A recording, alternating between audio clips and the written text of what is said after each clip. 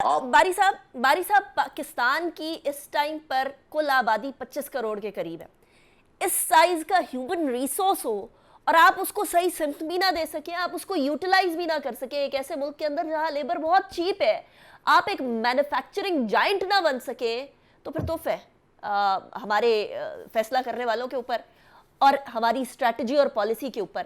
आप बड़ा public sector को बड़ा कीनली देखते रहे हैं। पाकिस्तान के इकोनॉमी के अंदर जो बढ़ोतरी के अंदर हर्डल्स हैं, जो मैन्युफैक्चरिंग साइड पर हर्डल्स हैं, जो रेड टेपिज्म है, इसको खत्म करना पॉसिबिलिटीज में से भी है अभी, क्योंकि 75 साल के अंदर बढ़ती ही रही ये चीजें, कम तो नहीं। देखिए, पहली बात तो हमें यह समझने की जरूरत है, जब हम पॉलिटिकल इकोनॉमी की बात करते हैं तो ये देखना है कि हमारी जो इकोनॉमी है उसकी डिसीजन मेकिंग किसके पास है। मेरा अपना ख्याल है कि बहुत अरसे तक हम कहते रहे फ्यूडल्स का जो है वो हेजमनी है, हम कहते रहे कि सरमायादारों की है, सनतकारों की है, और फिर अभी हाल ही में ये बहुत एक बज़वर्ड बन गया है एलीट कैप्चर की।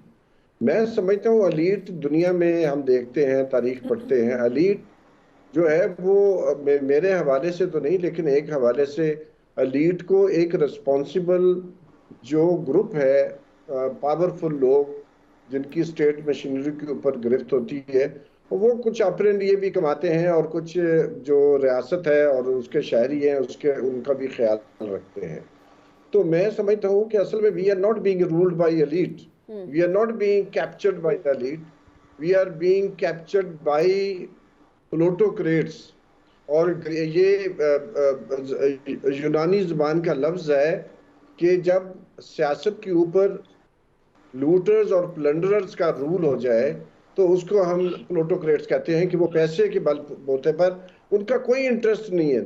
तारीख में हमें मालूम है कि इंडस्ट्रियल रेवोल्यूशन से पहले गिल्ड्स होते थे, गिल्ड्स के अपने कुछ प्रिंसिपल्स होते थे, को जो लोग लायक होते थे उनको पूरी गिल्ड सपोर्ट करता था।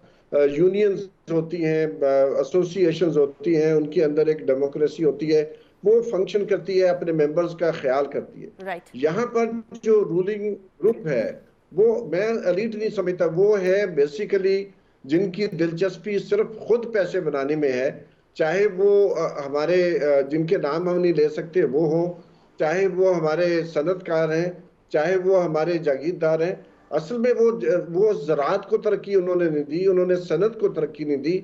नवाज शरीफ साहब के पिछले दौरे इक़्तिदार में डी इंडस्ट्रियलाइजेशन हुई है पाकिस्तान में, हमारी और बांग्लादेश में, जिसकी अपनी कॉटन को इतनी ज्यादा नहीं है जितनी हमारी है, वो कॉटन की और गारमेंट इंडस्ट्री में हमसे आगे निकल जाता है। वियतनाम हमसे बहुत आगे निकल जाता है। तो बुनियादी मसला पॉलिटिकल है कि हमारे ऊपर रूल कौन कर रहा है। अभी यूएनडीपी की एक स्टडी है कि पाकिस्तान जो है एलीट को, जो सो कॉल्ड एलीट में इसको कहता हूं, 17.4 बिलियन डॉलर की सब्सिडी दे रहे हैं हम लोग। ठीक। राइट।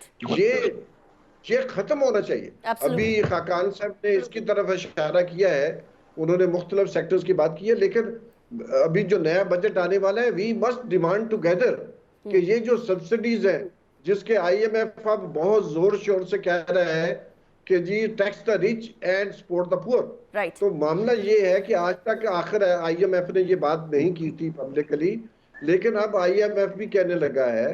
तो हमें ये सोचने की हमें जरूरत है कि हम जो बुनियाद है उसको ठीक करें।